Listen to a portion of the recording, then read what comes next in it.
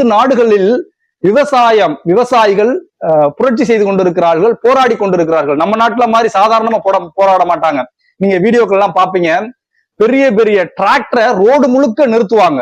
அவங்களுடைய போராட்டம் இப்ப நடந்துகிட்டு இருக்கு ஒரு 10 நாடுகள்ல. ஏன் விவசாயிகள் எல்லாம் போராடி கொண்டிருக்கிறார்கள் அப்படின்ற ஒரு அரசியல் நம்ம இங்க இருக்கக்கூடியவங்களுக்கு தெரியாது. தமிழ்நாட்டு அரசியல் அதை பத்தி தெரிஞ்சுக்கவே தேவையில்லை.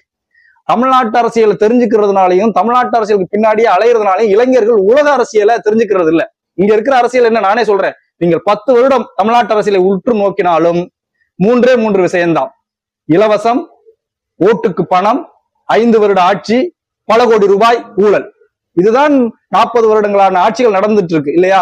இனிமேலும் அப்படித்தான் இருக்கும். நாம் உலக அரசியலை பார்க்க வேண்டும். எனவேதான் நாம் உலக நியூஸ்களை எல்லாம் இப்ப பாக்குறது இல்லை. அதற்காக ஏன் விவசாயிகள் போராடி கொண்டிருக்கிறார்கள் உலகம் முழுக்க, அதே நிலைமை நமது நாட்டிற்கும் விரைவில் வரலாம்.